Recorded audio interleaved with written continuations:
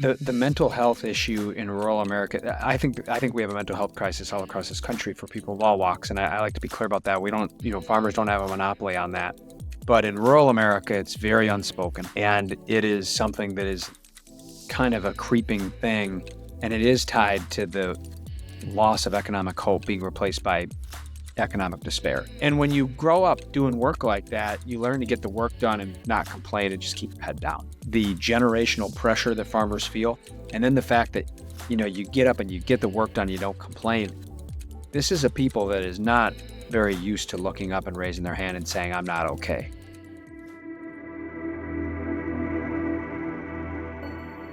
Well, welcome to This Anthro Life, everybody. Really excited to be here with you today. I'm Adam Gamwell, and I'm really thrilled to have Brian Reisinger join me on the pod today.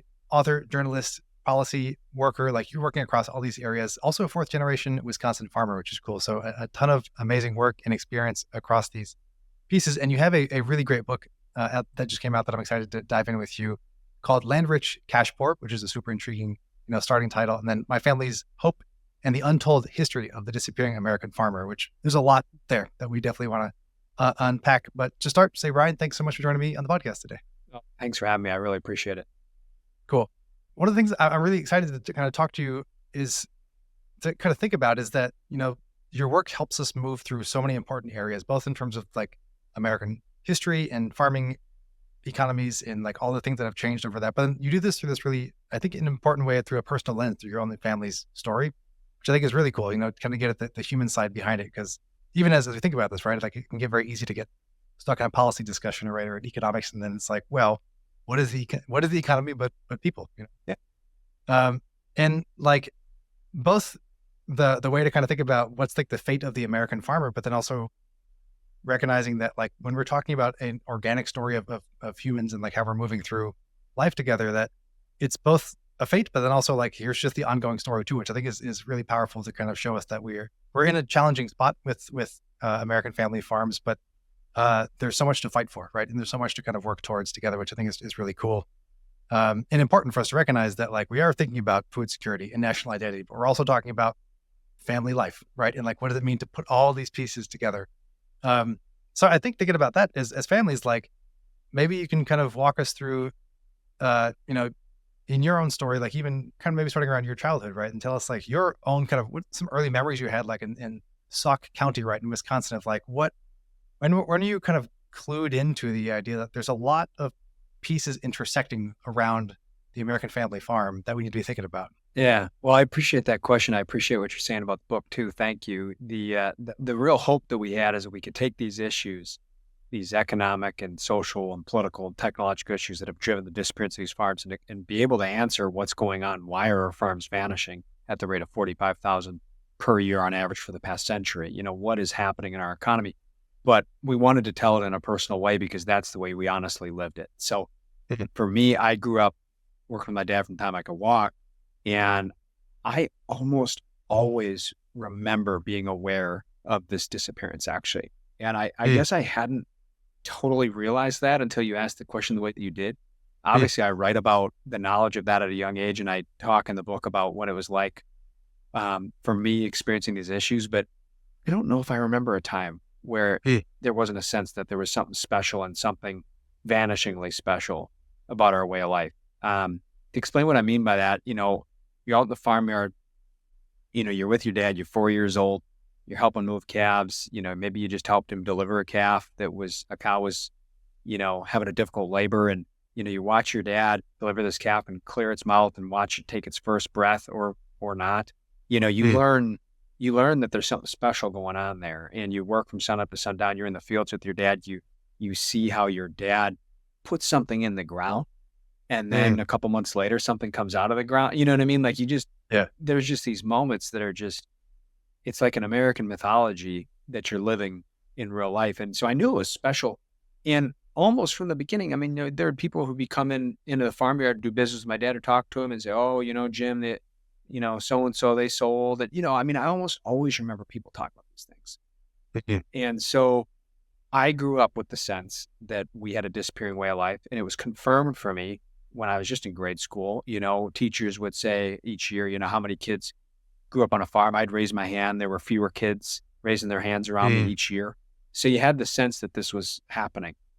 And I didn't know why, and I didn't know the impact other than I knew that our family was living a rare way of life. And I knew that it was a beautiful one. I knew that it was a hard one. I didn't totally appreciate the extent to which that was true until I stepped out of it. But Mm. I knew it was special and I knew it was disappearing. So in that way, this story's kind of been with me for, pretty well the whole time, I guess. Yeah, and like that's interesting to know too that it's kind of like an undertone in terms of your experience Yeah. and like and it's interesting because as you explore that both personally but then through the book and me going through the story with you in the book and like and kind of getting a sense of your own family history too as part of that and like interesting to kind of like see how we are able to connect like so many other issues and things that we think about today. Think about immigration, dealing with war, right? And like safety for family and security and food security and personal security and like all these, there's a lot there uh, like as we dive into it. So I'm kind of curious too, like, and I wrote a bit about this in the book too, in that it stood out to me of like, as you kind of reflected on your own pathway and story too, like there's this kind of parallel story of like both kind of memoir, but then also like putting that in historical context, which I really appreciated actually, because it's like, I appreciated your vulnerability as a writer and to kind of talk about the way that you wrestled with like, do I stay? Do I go? How do I deal with that? How do I think about it with my sister who took over the farm, and like how you kind of engage in that in different ways now. And like, I'm kind of curious, like how that came about. Like, as you're thinking about when I want to like either unpack and understand my family's story, like how'd you kind of decide to say, I'm going to actually, I can tell the story of American farming, like through my family. Like, was that something you always knew? Or like as you began to ask questions more and like look back, you could say, oh, I see, actually, there's a lot of pieces that tell that story across the generations. Yeah.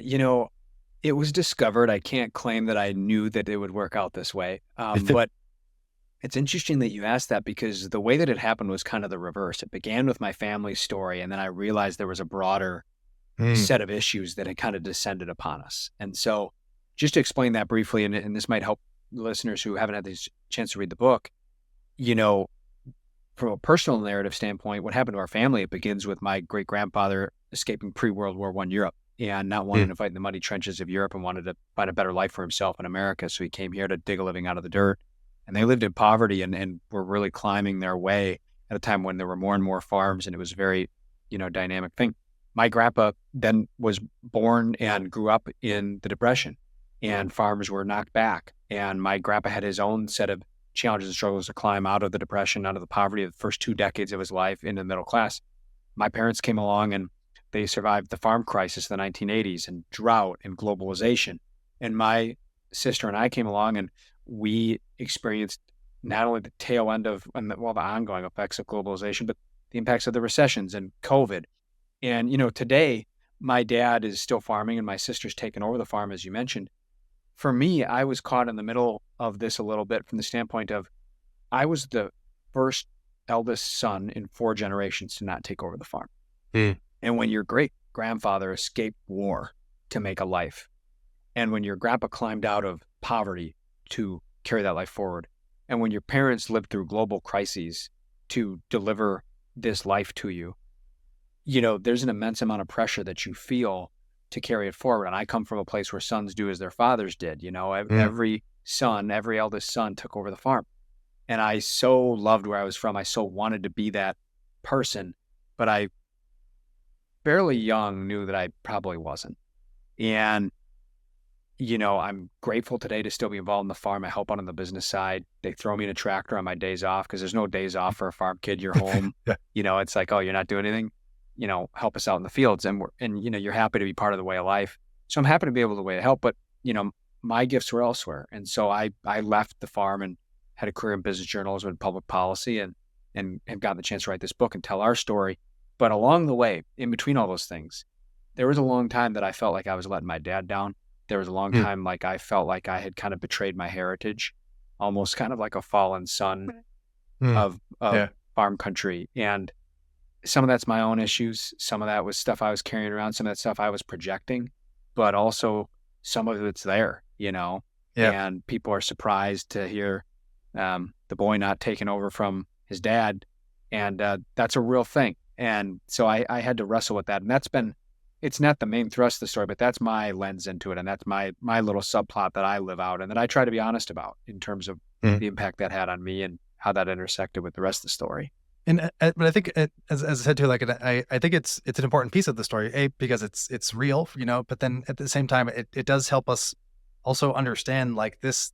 There's the cultural norm of like the first son takes over, right? And like there's this idea of like what does it mean to change that and challenge that, and even all stuck at the other side too of like how your sister has to wrestle with like the not overt, but sometimes overt, but sexism, or just like Yeah. they won't talk to her, they'll talk to your dad, even though she's running things, and like Yeah. these interesting ideas too of just like the things that we don't often speak about, right? But that do actually shape how we approach our stories, right? And how we approach, how we think about family and what those pieces could look like, in different contexts. And like, I think it's a really important, uh, I think thing for us to recognize too of like how we choose to tell our stories, right? And how we're able to do that. Yeah. Um, yeah. I'm sorry.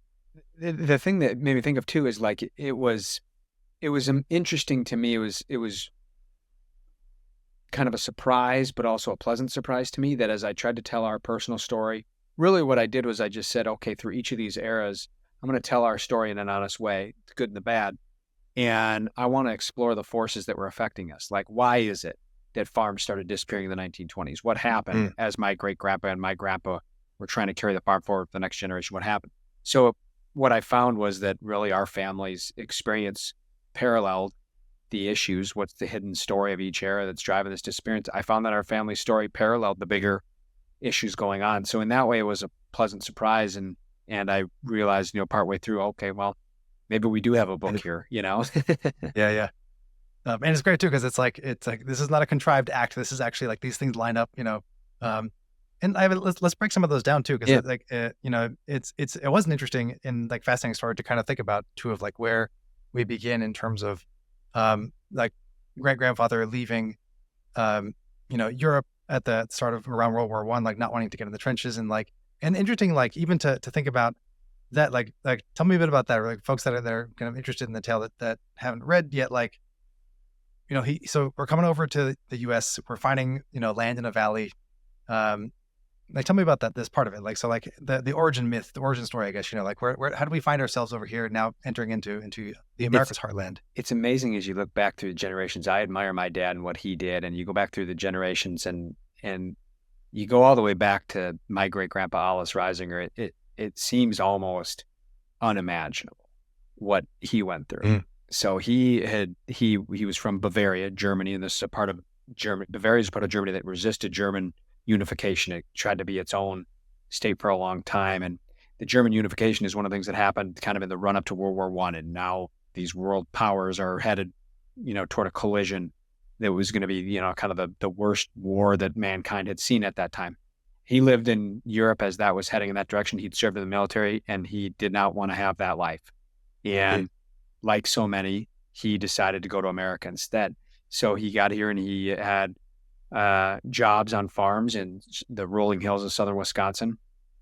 And he ended up finding a farm in the year 1912 when he met my great grandma.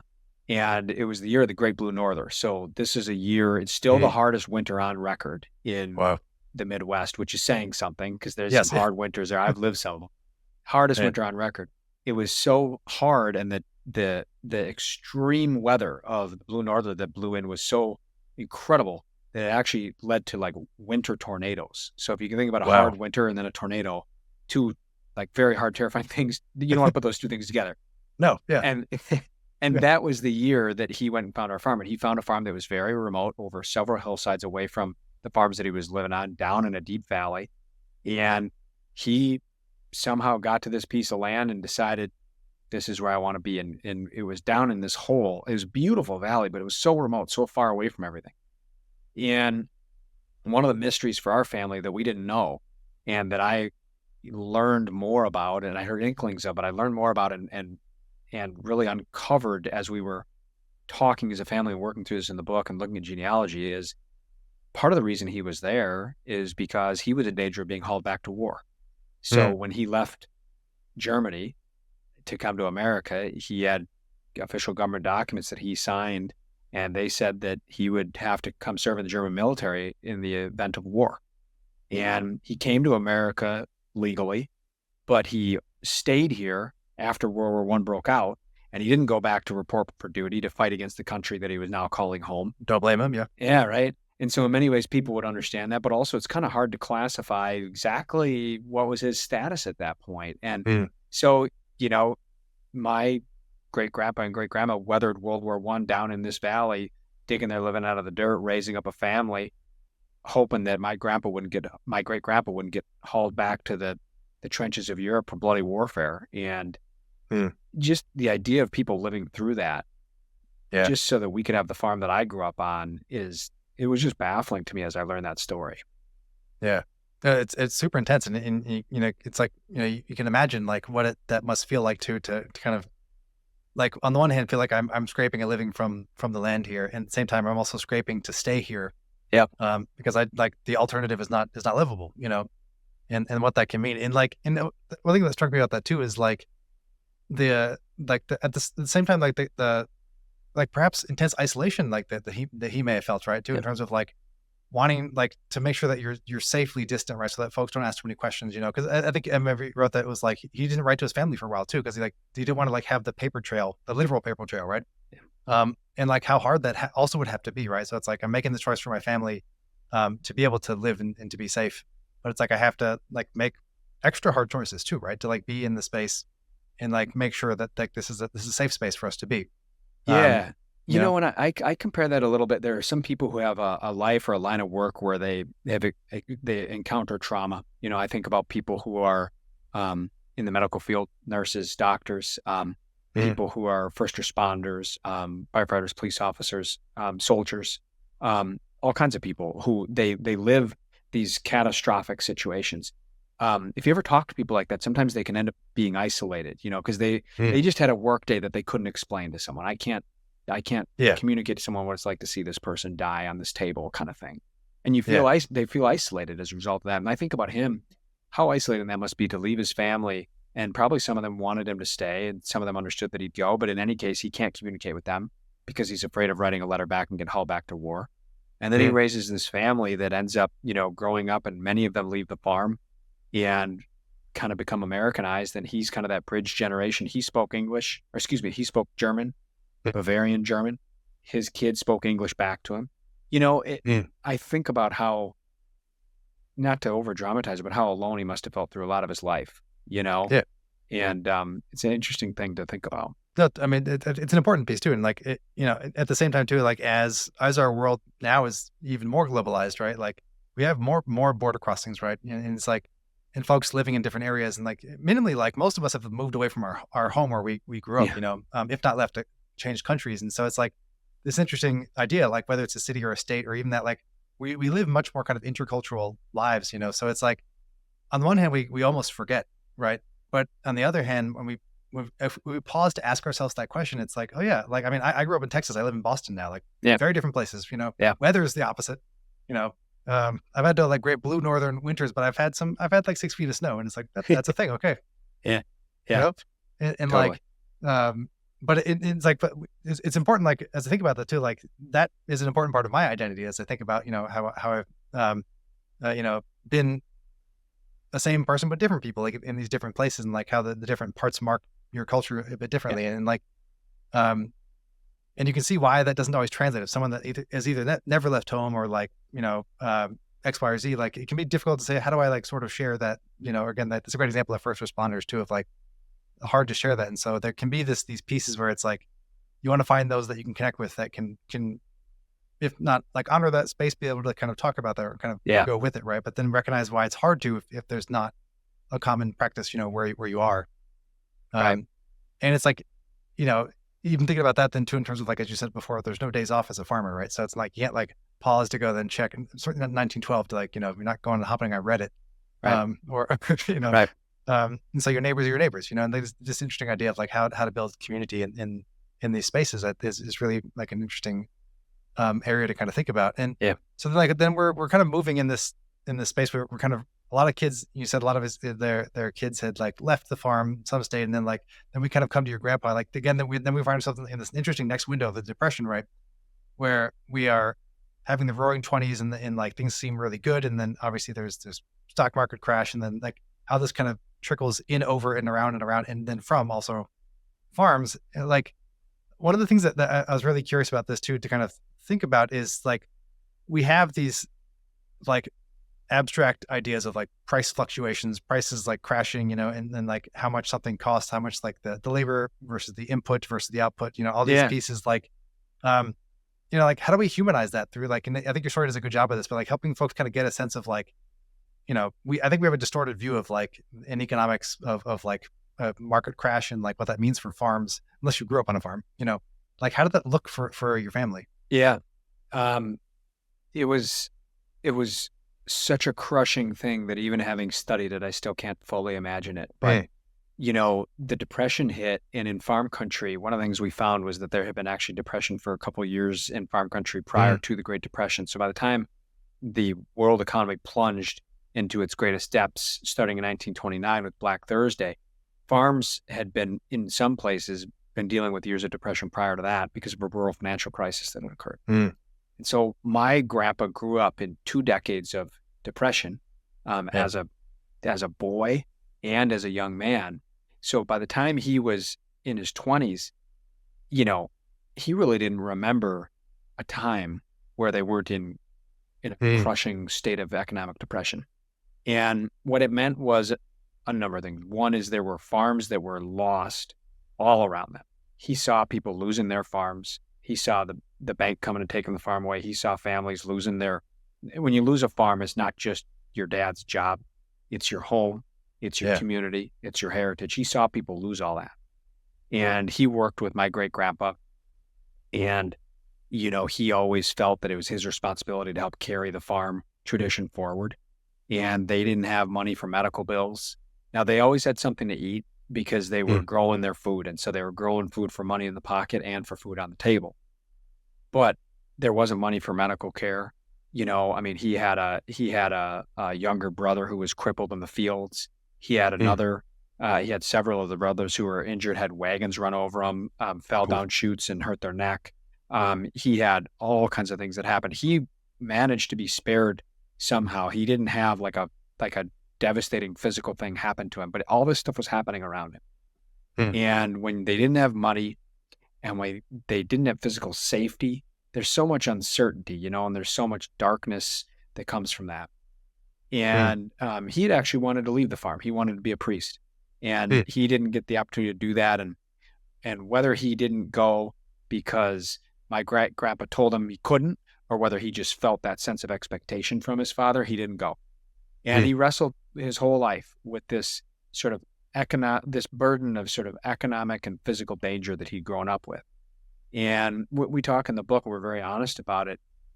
I love my grandpa. I remember him as a kind man. He was such a tender heart. He did so much. It was such an incredible thing for him to climb out of that poverty into the middle class in the mm, 1940s and 50s and pave the way for us.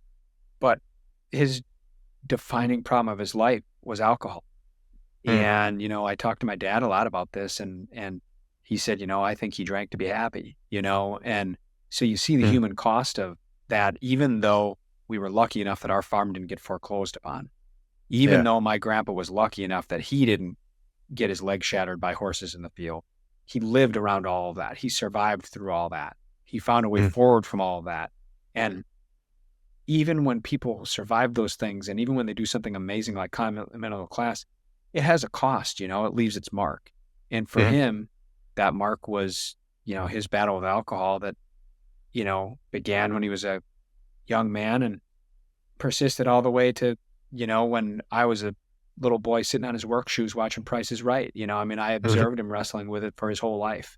So mm, it's the kind of thing where there's a human cost that's unseen if you don't stop and think to make those connections. yeah. I think that's an incredibly powerful point, and it's like, yeah, no, it's key because it's got me thinking about this challenge of like, how we are wrestling individually with like the bigger circumstances of our lives, and like, and they, too, like there's kind of a pull to be a priest, and it's like, um, or just to do something else. I mean, it got me thinking of like, oh, there's a desire on the one hand, I think for like spiritual security because I don't have physical or economic security, right? So like, there's got to be something somewhere that I can attach to, and like, and that it feels very human too, like that we're looking for some stability when everything else seems kind of, up in the air. And like, Yep. and like to think about his story in that idea of like growing up for 20 years of like this kind of crushing depression, right? And then being the one to help climb the family out of that, like is an incredible thing to think about too. And like, it's just, I mean, it's always just whenever you think about like the 1920s to 50s generation, right? The folks that like went through that depression and like built the middle, like what we now know is what we define as the middle class comes from Right. how they set that up, and like, that's Right. crazy. Yeah, it About, is.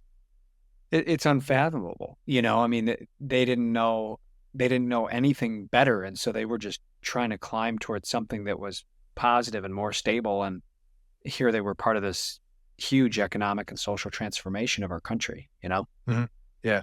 And I think like too, I mean, something else that and you put this in the end of the book, this is not part of the book, but just like there's a note on mental health at the very end. And like, this is an important actually thing to think about too, that like when we're, we're not telling the story to say, here's all the sad things that took place, but it's like important to think about the, like, how do we actually both be real about the actual, to your point, the human cost of kind of living through scenarios like this. But then also like, we don't always recognize those signs either in our lives or other people's lives too. And I thought that was an important point that you talk about too. Like we do have to think about mental health, especially in rural communities, right? That we've been facing kind of endemic, encroaching like poverty for various reasons, and like we're seeing, there could be, because we'll talk about polarization and things like that too in a bit, but just like there's a lot of challenge that we see, in terms of like, as you said with your dad too, like there's always, and you as well, like there's always this awareness that there was some challenge around the farm, right? The Yeah, family farm, in terms of like, can we do it? Can we make it? totally. And like, we don't often acknowledge the need to say, let's talk about mental health as part of that conversation too, right? It's like farmers are tough, but like we're also human. Yeah, totally. I'm so glad you bring that up because, you know, um, the mental health issue in rural America, I think we have a mental health crisis all across this country for Yeah. people of all walks, and I like to be clear about that. We don't, farmers don't have a monopoly on that, but in rural America, it's very unspoken, Mm. and Yeah. it is something that is kind of a creeping thing, and it is tied to the loss of economic hope being replaced by economic despair. And that is something that Mm. is kind of a very serious, but kind of oddly slow moving crisis that our country hasn't totally wrapped its arms around. And we're trying to talk about that. We try to shed light on that in the book, and we're trying to talk about that now. But um, when you layer in the farm piece of that, you have people who have, each generation has asked, are we going to make it? Are we going to survive? And Mm. then you look back and you say, by the time you get to where our generation is, you look back and you say, well, boy, great grandpa escaped, you know, war and Yeah. winter tornadoes, Yeah. and it's like crazy to say, like grandpa climbed out of depression. Uh, You know, mom and dad got married in 1976 and faced a drought and got yeah. through that just in time to head into the 1980s farm crisis that wiped out tens of thousands of farms and our own personal rural community depression. Why can't we make it? And so there's Yeah. that pressure that builds. And then to your point, farmers live a life where you get the work done. I grew up picking rock with my dad by hand in the fields. Mm. And that sounds like from another era. My dad did eventually get a rock picker that you could pull behind the tractor, but Yeah. for a little while we didn't have one that made economic sense for our farms. So we were picking rock and throwing it in a bucket and putting it on the wagon. And Mm. when you grow up doing work like that, you learn to get the work done and not complain and just keep your head down, you know? Yeah.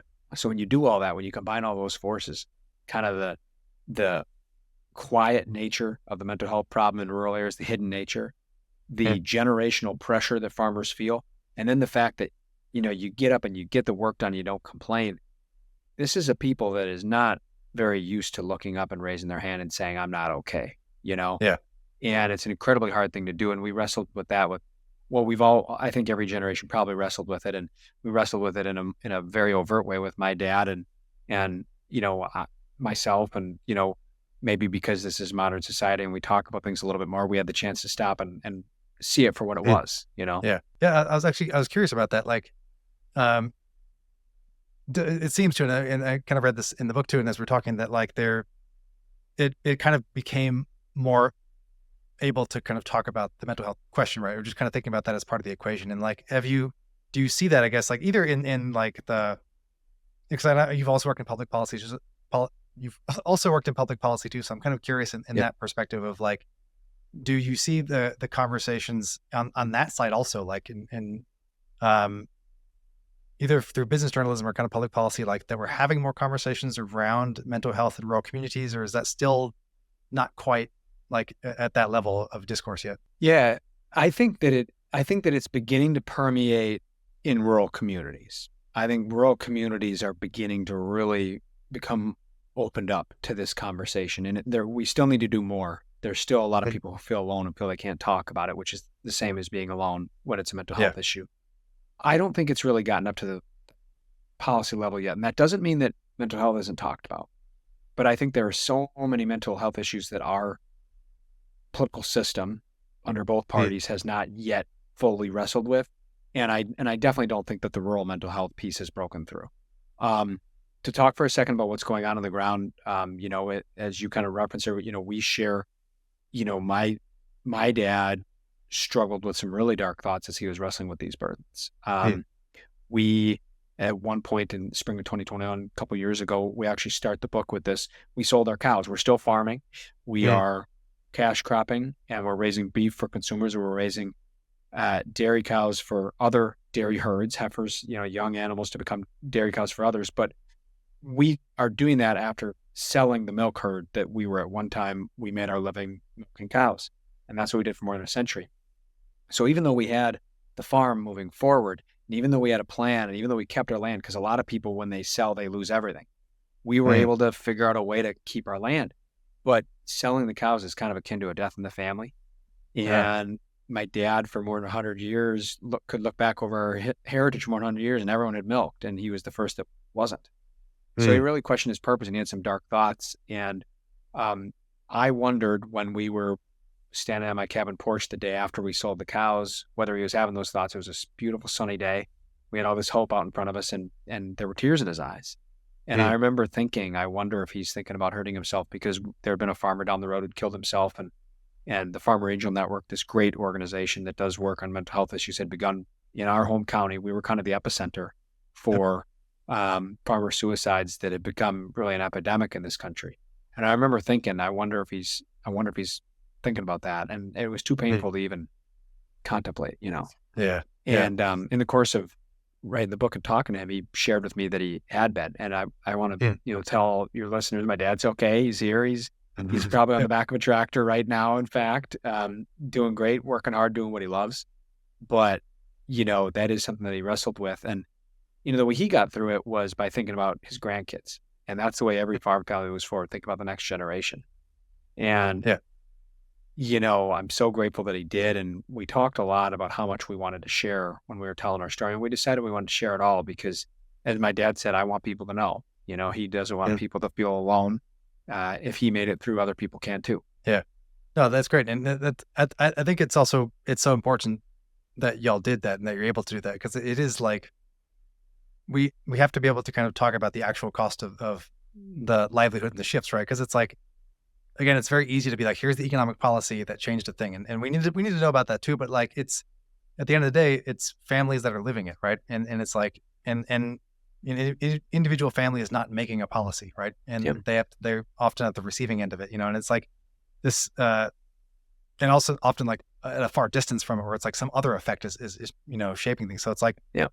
this key piece of like always keeping the human in view, right? The human family in view, because like that's actually what this is, right? And it's like the only way that this works, especially, and in addition that we're talking about this like as the food system that feeds this country, like it's on top of that. And like something else that you said too, I think that's an interesting piece about this as well, is like that both how the book opens and you're talking at this point where like you had to make the decision to sell the cows, and like because that was like the typical common pathway in around your area in Wisconsin, and like that's the kind of common Wisconsinite milk and cheese Yeah. kind of area. And so like just for folks to help give a little bit of a picture, like, 'cause I didn't ask this before, sorry, but like what were the other kind of, was that the common farming mechanism? Was that like it was dairy cows, was like from great grandpa up until y'all made the decision around, this is in the 2000s, right? To Yeah. like then to sell the cows? Yeah, that's right. It absolutely was. So when my great grandpa came here, it was really mixed farming. what I mean by that is I tell people, picture Charlotte's Web, like every animal you can imagine, Yeah. waddling around the Mhm. farmyard, and every crop, fruit, vegetable, product you can imagine coming up out of the ground. They grew it. You name it, they raised it and grew it. And it was because they were growing their own food for one thing, but the other thing is they were trying to figure out what crop or product was going to make them enough money to make a go of it. Mhm. And in those early 1900s, there was something emerging in Wisconsin. There was not only farmers trying to figure that out, but there were a lot of industry advocates for the agricultural community in Wisconsin, and there were a lot of researchers at the University of Wisconsin and other Mhm. places. They were trying to figure out what kind of farming to do here, because in southern Wisconsin, we got these great big plunging hills and valleys because the glaciers didn't come and steamroll that Mhm. area. And so they call it the driftless region. And it's filled with these big peaks and valleys, the kind of valley that my great grandpa could come and, escape World War I in, kind of thing, Mhm. a lot of remote areas and stuff. And um, ways that honestly in some ways make it similar to Appalachia. It's not mountains, but it is hill country. Yeah. And so the the issue that they had was that they didn't have these big wide open fields where they could just do a whole bunch of wheat or something. They got fields, they got fertile ground, but you can't plant as much wheat per acre when you don't have these great big wide open fields like Kansas and Nebraska, which is as far as your eye can see. Yeah. So you didn't have the ability to produce enough of it and be able to compete over time. So Wisconsin at one time all been in wheat. The work ground had been wheat, and it Mhm. just wasn't working economically. They had to figure something else out. So what they figured out was that the although you couldn't plant enough crops to compete with the Nebraskas and Kansases of the world as those got opened up, but you could have very fertile ground to produce feed for cows. So you could produce hay Mhm. and corn and different types of crops that could go into a cow and help them produce at a really high level nutritious milk and dairy products. And so Mhm. Wisconsin's topography is what, and all this research and all this experimenting and trial and error by farmers like my great grandpa is what led to Wisconsin becoming America's dairy land. And Mhm. so it became America's dairy land in my great grandpa's generation. And it was that for that generation. And then for my grandpa's generation, and then for my dad's generation. And it still is dairy country.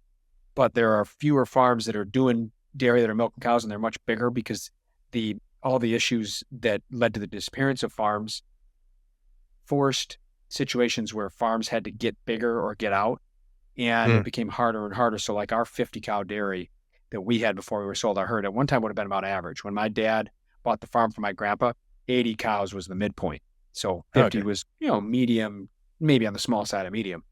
Now the midpoint is 1,200 cows. Wow. So that shows you how it's changed. And so now where we are as a state is there's still a lot of agriculture. There's still a lot of dairy, but the dairy farming is concentrated a little bit more amongst some of the bigger ones. Mhm. And a small dairy farm now is more like maybe a couple hundred cows. Man. Okay. And Yeah. there's a lot of other farms left that are trying to figure out how they're going to make it. What do they do? And so, Mhm. we're an example of some diversified farming. And there's others that are trying to find their own model. There's different niches, people trying to produce specialty products, and people are experimenting, trying to figure out what's it going to be that's going to allow us to move forward here. Mhm. And that's something that I think it kind of begins in your parents' story and around the 80s, but like there was this interesting tension that you write about that tells us a bit of that story in terms of like the commodification versus like a niche product, development and like the tension between that. And like this is the great kind of example to think with where it's like if it's traditionally has been um, dairy production and then that has been the thing that we then sell and like then the crops we're making are usually to feed livestock, then that kind of goes out the window or it has to be again either get really big or get out, so then we have to switch. And so part of that there's interesting tension that you write about around this time, like that it's this idea of like the rise of commodification, and kind of around the time of Reagan, right, where there's both the kind of a liberalization of some of the markets and like kind of pulling back on the regulation level, and then that affected like both things like prices, then also on the farm level, what can I make in order to make it to survive, right? And like if I can't do the dairy cows because of size needs, like in terms of input cost versus what I can sell for, um, I have to then either specialize. So like, but so I'm kind of curious, to kind of walk through this a little bit, like how commodification became a thing that like we Yeah. have to think about. Because now it's like we're always like, oh, I'm going to get this bread and that milk, and like we think in commodities, which is not great, but like that's we've been trained to do that. Yeah. How did that look on a farm when this began to shift? Yeah, it happened with each decade over time. But what we're talking about here is for people who haven't studied this intensively, a commodity is any product that is like any other product. So like a bushel of corn in Iowa produced just like a bushel of corn in Wisconsin. The people in Iowa would say their corn's better, but you know, you know what I mean? And that's as opposed to, say, producing a specialty product that nobody else is producing, a Mm, brand new crop that has some new revolutionary way of fitting into our food economy. yeah. And, in the early days of dairy, for example, when my great grandpa was a part of this wave of farmers that were taking on dairy, dairy was new. Were they unique? No, there were others that did it. And he certainly wasn't the only dairy farmer in Wisconsin, right? But Mm, it was a niche for the region. It was like, okay, this is something we can do better than other places. okay. Well, over time, as time progressed, there's a lot of things that push us towards sort of automation of that. One of them is economic devastation, waves of Mm, things that make it harder and harder to do things. And eventually you get to a place where you're producing a product that we perfected how to produce it. We know how to do this now. And so now all you're doing is you're just reducing the cost of it. So eventually it gets to the point where nobody's producing really a different product anymore. We're all producing the same kind of milk and we're just mm, trying to figure out how to do it more cheaply. And that's when you reach that point of commodity. And so that was happening over the decades, all kinds of things driving it. And we go from a place where, producing milk is a special thing to producing milk is a standard thing. And you're trying to do it as cheaply as yeah. possible. What happens when you do that is the costs continue to go up. You can only squeeze so much cost out of a situation. Yeah. American farmers are amongst the most efficient, productive, competitive, innovative people that you will find, resourceful people. But you can only squeeze so much cost out of something, right? Eventually, the costs continue to go up to produce it, and the money you're charging for it is only going so far, and you squeeze those margins. And so when you're only dealing in commodities, it forces us into this situation where farms have to get bigger or get out. Mm, And so that's what happened over time, and they call it the commodity trap. There was a guy named Chris Gibbons. He's a guy who studied a lot of this stuff, who has developed these models where it shows that when you have an entire community or an entire region of a country that is really basing its economy around just producing that one thing as cheaply as possible, it's a trap because you don't have mm, any new economic opportunity. You are only trying to do what you've been doing for a long time more cheaply, and you're just really grinding yourself down. And it gets harder and harder for people to make a living because there isn't any new economic opportunity. There isn't something new coming in where, oh, we're producing milk, but then also it's really exciting over here because now we're producing this new kind of beef and that's a new market for us. There aren't new markets. mm, yeah. And so it becomes really kind of a downward spiral if it's the only thing that you're doing. Commodities don't have to be bad, but if it's really what you're locked into, it can be a real kind of dungeon at the end of the day. Yeah. Yeah. Like when that's your only option, then it's like it's a race to the bottom, right? And then it's Yeah. like, well, we can't go below the dirt. That's it. Yeah, exactly. Yep. Exactly. And that's an interesting thing to like as we think about where it's like, um, when we want to think about more sustainable farming, and I mean that like economically, like we think environmentally too, but like Yeah. economically, it's like, you know, how do we help find our way out of that? So part of it, I think, like in thing you mentioned is like, what kind of opportunities do we need to be thinking about, right? And it's like, um, especially like obviously because on one hand, it's like if we're beginning to see the shift over the decades, right? And we kind of see it in the 80s, the 90s, and 2000s, right? And so y'all are making the choice in the 2000s to sell the cows, and then but you're thinking you also were approaching this as like what else do we do, right? It was like we sell and then we convert to XYZ. So like how'd y'all think through that process of like what does it make sense to do? We don't want to just sell the farm, literally, right? What Yeah. do we do? Yeah, totally. Well, the first thing was we were so lucky that my parents, who, we grew up with a good middle class living. And I want to be clear about that. My parents, carried the baton and gave us a good middle class living, but that living was slipping away. And Hey, it's harder and harder for a farm to provide a full-time income to a family. And that's what we were experiencing. And the biggest thing that enabled us to make the transition that we've been making is that the farm didn't have debt. It's not to say my parents have never had debt at any point or anything like that, but just in general, the farm was paid off. Our family owned it, and my parents hadn't taken out a bunch of debt to figure out how to keep it going. And sometimes farms have to take out large amounts of debt to keep going. Some farms have to take out debt each year to be able to Yeah. buy the seed that they need. And so my parents had operated it in a really, kind of fiscally careful way where there wasn't any debt on it. So if we had waited too long and kept milking for too long and lost money for long enough, we might have had to be in a position where we have to sell not only the cows, but the land. But we saw the moment my dad made the decision early enough that we had to sell one part of our heritage, our cows, to save the rest of it. And as he was contemplating that, it was my sister really who, as I've mentioned, she's taken over the farm. She's the one that has the talent for crops and cattle. She was looking at this and saying, you know, we can raise dairy cattle for other dairy farms. We can raise heifers for other farms. We can make money doing that. We can raise up beef cattle. We can get them at this age and, raise them and find a way to give them the TLC that they need. And we think raise animals that people are going to want to eat. And we can think about our crops and what do we need to grow to make it and what do we have to keep doing and what do we want to change? And we're still going through that process. But it was my sister who kind of had the know-how to propose to my dad what we ought to do instead. And so we went through this planning process where me having been in public policy and in small business and consulting, I just my sister and I kind of put our heads together, and it was her farm know-how.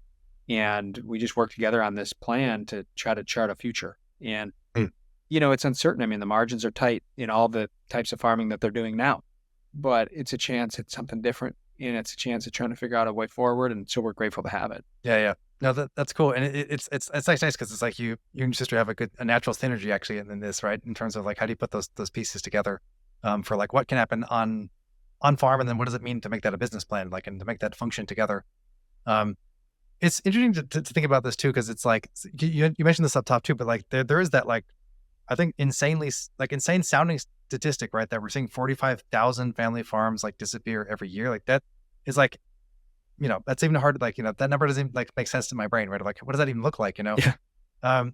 And so it's like, navigating that landscape too, of like, as we see these disappearances. So, part of it is this question of like, what becomes economically viable for a farm and like, what can the family do? Like, obviously, and having debt or not having debt can be a huge factor in that. Like, I mean, that's true for a lot of American life too, right? Like, if you do a college degree and it takes a bunch of debt out, like, is that worth it? Like we're having these debates right now and these things. So it's like, seems only the more true kind of in a farm context when it's like, you're also like having land as part of that conversation, right? This, I think, also drives the well said title, right? Of this idea of like land rich and cash poor, where it's like, we have a lot of land and a lot that goes with it and a lot of inputs, but then like, there's not like the margins are always tight, right? There's not a lot of like cash sitting in a bank doing something by itself, and it's like, and what does that mean to think about how do we make the right kinds of choices for our family and what we want to have? And it's like, I'm kind of like, how do we think about this idea, like that we're seeing so many farms kind of disappear every year. And like, I guess part of it is like, how did y'all experience that in terms of like, because the other ways you've written about this too, it's like, we see this, it's like a federal policy problem also, right? Like, and so it's like, there's like all the way to the top, to the family. Like, how did y'all experience that? Like, I guess, did you as a journalist and policy wonk, like see those pieces or did you experience them on the farm? Like, is wonk an okay word? I don't know if wonk's an okay word. Yeah, I don't think it's an insult. I didn't mean it as one. So,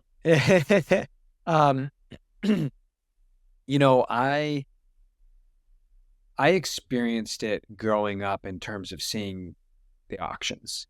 People auction off their animals sometimes their animals and their machinery and their land, everything.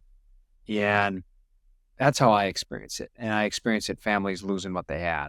And that was something I didn't understand in terms of why it was happening, but I understood in terms of its cost. And the thing that I didn't know until I got into business journalism and public policy and began to see our economy and our halls of power up close was the way that was driven by our economy leaving rural America behind, and also the impact that has. So our economy was changing and our country was not aware enough of the way that this was happening to see what we would need to do to prevent the loss of so many of these family farms, as you said, 45,000 per year on average for a century. And I began to see the reasons for that as I got into my professional career off the farm. And I also saw the cost of that in terms of, look, we have a world where we've lost so many farms, and along the way, we've lost so many other businesses that work in our agriculture and our food industry. And there's been all of this shift and this change that we have a supply chain that is vulnerable. Our food system is a modern miracle in many ways, but it also Yeah. is a supply chain that is vulnerable, that has, just like so many industries in our country, has large players in it that if you have one large distribution center go down or something like that, it can affect the supply of food. And that's why we saw this in an extreme way on COVID. That's why food Mhm. prices were so expensive and still are, because of how easily disrupted our supply chain is. Yeah. And when you have an industry that's hammered as hard as it is, it becomes hard to continue to innovate. And innovation is leaving many of the smaller farmers behind as well. And so our food prices are going up because of the way that we're hammering our farm sector in part. Yeah. And then you get into the fact that this issue also affects our mental health, with farmers being one of the biggest industries for suicide and therefore fueling our mental health crisis in a big way. Yeah. It affects our environment. It affects our health in terms of the food that people eat. It affects our security in terms of it being easier for hostile countries to come in and purchase American farmland. There's Mhm. all these ways that the loss of the American family farm is affecting us economically and culturally. And I knew something was happening when I was experiencing this on the ground, but I didn't know why it was happening, and I didn't understand the impact of it until I had a chance to maybe step away from it and see what was happening. Like how important do you think it is to bring that story, like that broader perspective of like, again, seeing things like, again, like if China can manipulate prices, it can affect, again, like commodity markets, but then also like, yes, the US does sell land often to foreign countries, to a lot of like, they privatize a lot of things, that when you pause, you say, oh, that's actually an interesting question. Like, why are we doing that? Um, so like leaving the reasoning on the side for a second, just like, how do we, like, I guess let me ask it a different way. It's like, how do you think about storytelling rural America? Like in terms of both bringing stories to farmers, like you kind of said yourself, once you were kind of heading into the business world, you saw some of these bigger headwinds and trends, like that you saw on the farm, but now it's like, okay, I have a different context for them. Like, do we need to bring those stories to rural America? Do we need to bring the rural stories out to other parts of America? Like, how do you think about like, how do the stories need to get told in order to like help make some changes that we need?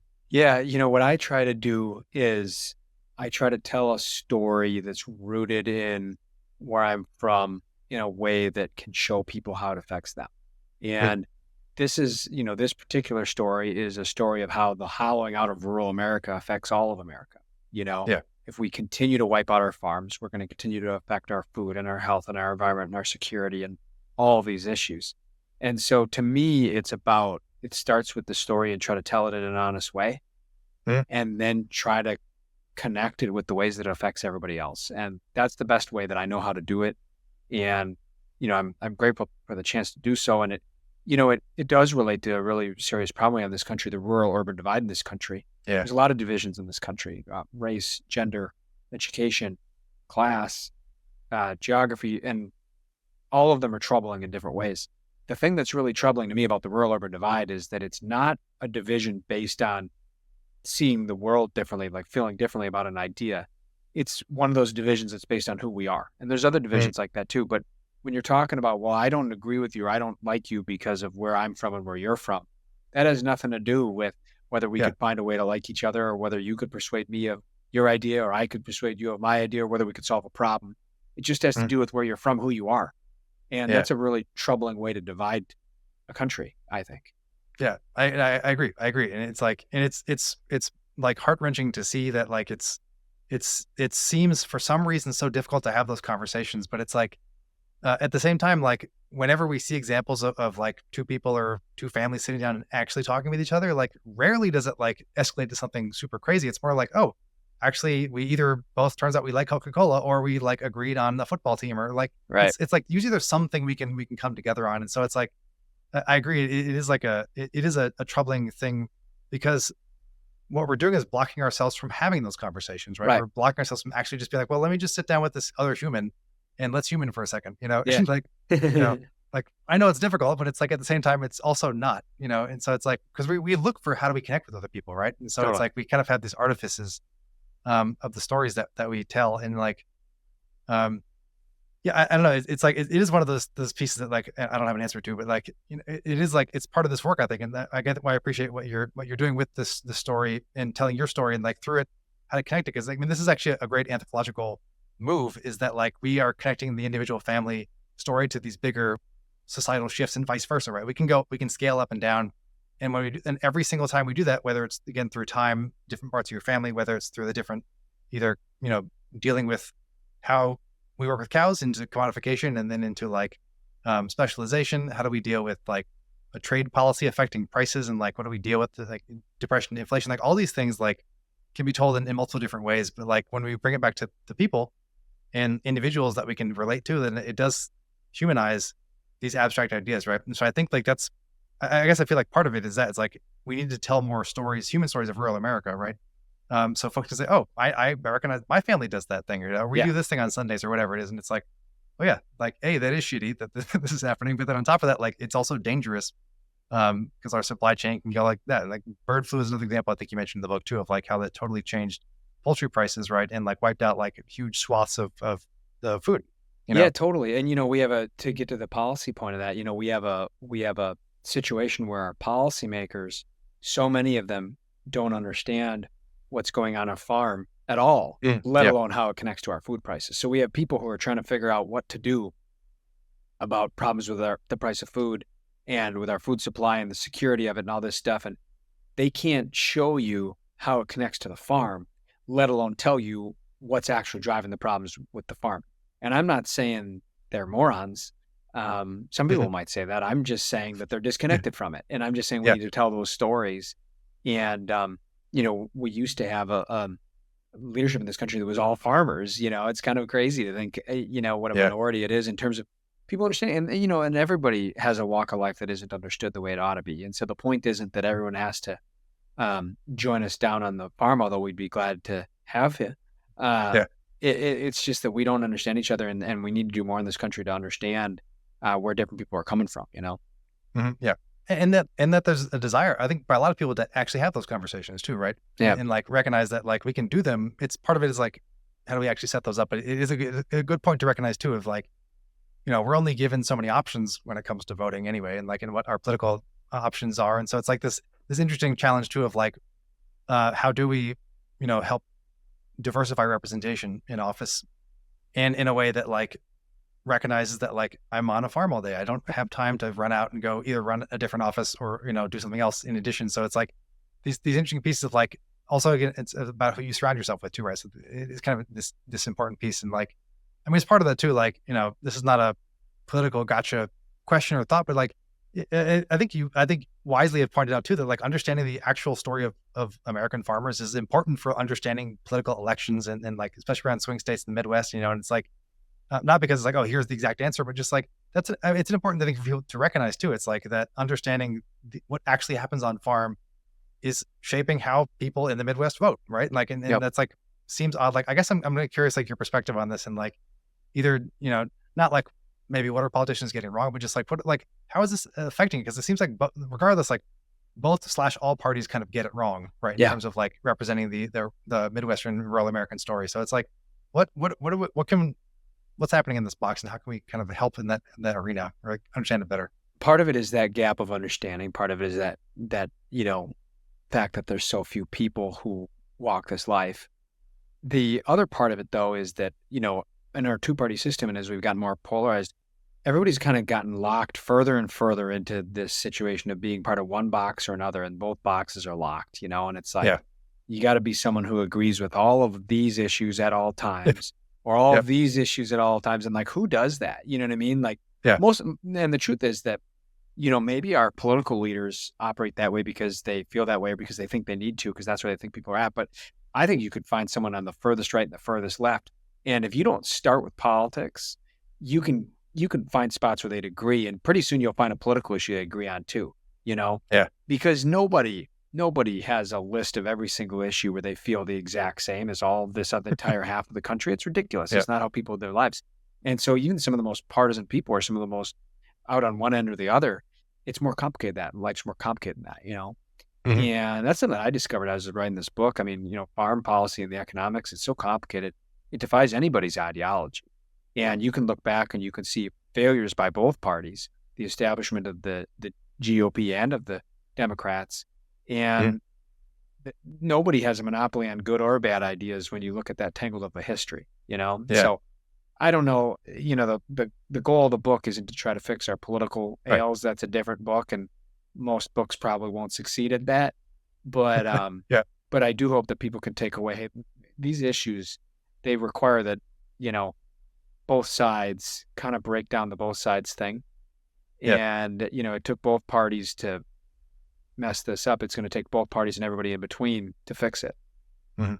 Yeah. No, I think that's a great point. And I appreciate that too. Cause again, like it's like when it comes down to it at the end of the day, it's like we can see the political ramifications, but it's not about politics, right? It's Yep. like, and I think you're exactly right too, where it's like that's true for most of our lives. It's like we get again, we're story told that like politics is the most important thing, and you have to be in this box or that box, and it's like, but most of us don't actually never like. It's like, okay, these are the ice cream flavors. That's all I'm ever gonna eat. It's like nobody Right. does that, right? Right. Uh, it's like, but when you get the human and like we put the human kind of in the story, then it's like, oh, you're right. Like we're allowed to have complications, and it turns out that I'm crying about this thing because it makes me upset, and that one makes me really happy, and like I changed my opinion because I talked to this person, and said something I never even thought of.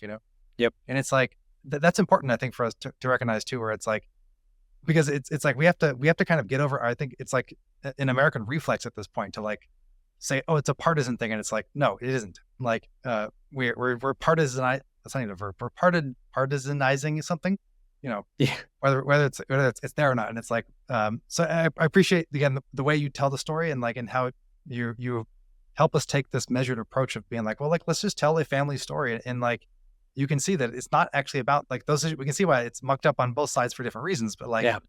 also why we have to solve it together, and that's like I think that's an important takeaway. I took it from the book too, where it's like um, we have to lose that reflex of like saying this is somehow partisan in one way, when it's like actually this is the story of both our country and our food and our way of life, and like what do we want to have, and like and the other part you said I think is really important is like oftentimes the driving force in the darkest of times is like how are my kids going to do, my grandkids, like what's the future of the family going to be, and it's like Yeah. and everybody asks that question I think at some point, or most of us do anyway.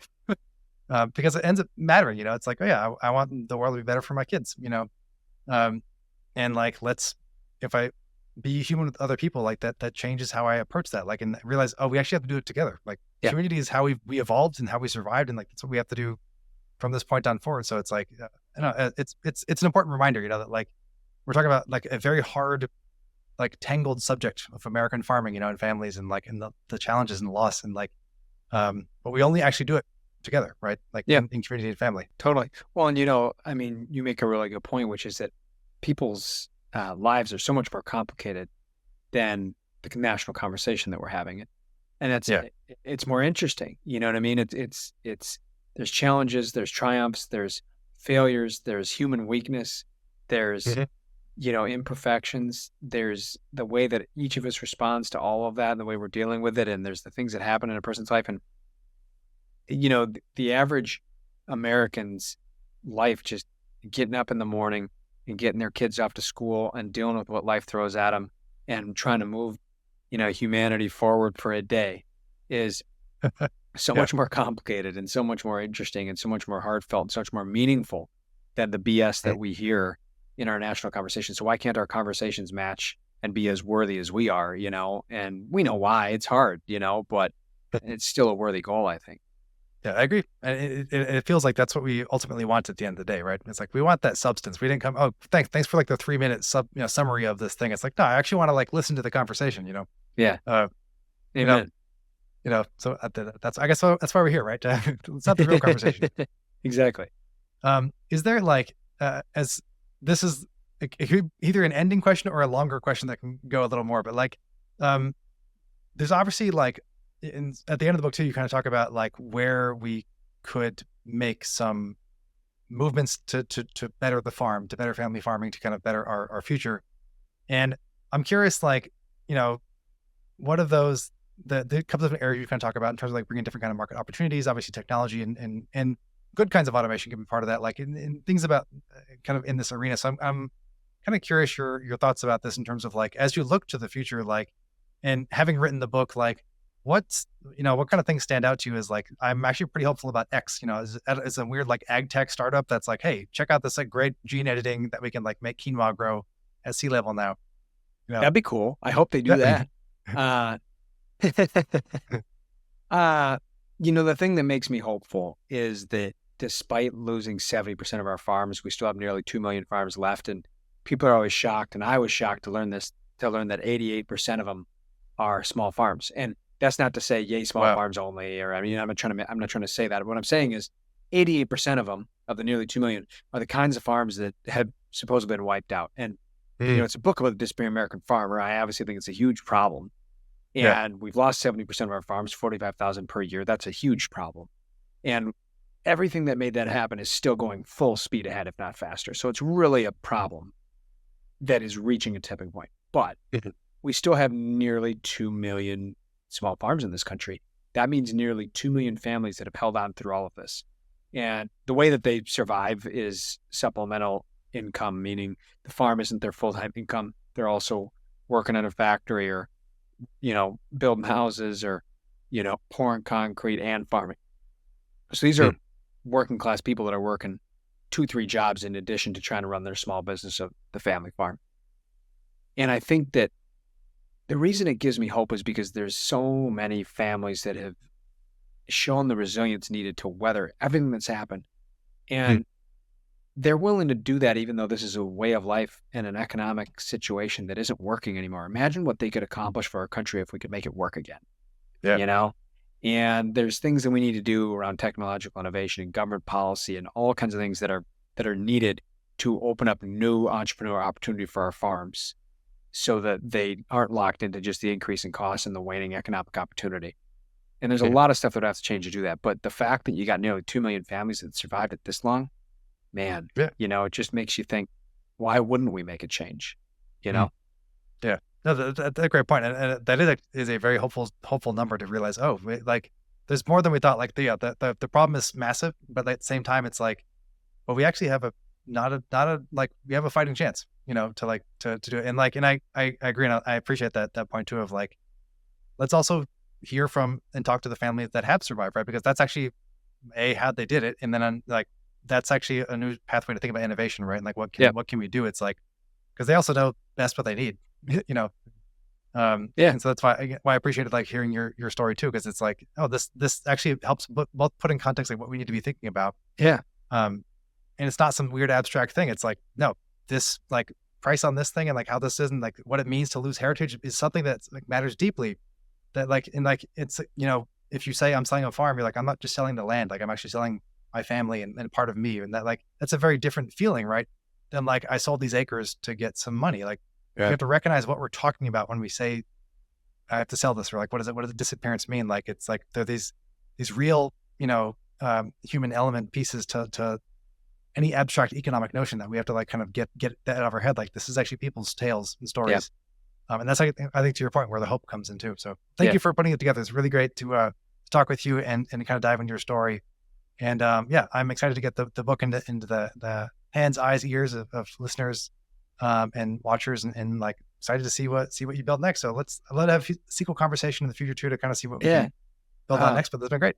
Well, I really appreciate it. Thank you. I loved having the human side of this conversation so deeply and so thoughtfully. So thank you for that. And I hope people, if they get a chance to pick up the book, it's on Amazon or anywhere you can get books online, and it's at bookstores nationwide. They have it, or they can order it for you. And I guess I just hope that in general, we can keep these kinds of conversations going and tackle these issues, because there's so much that we can do for not just our economy, but our humanity, if we find a way to keep having these conversations. So I appreciate what you're doing, and I'd love to come back. Awesome. Cool. Thanks, Brian. We'll see you soon. All right. Thanks very much. Take care.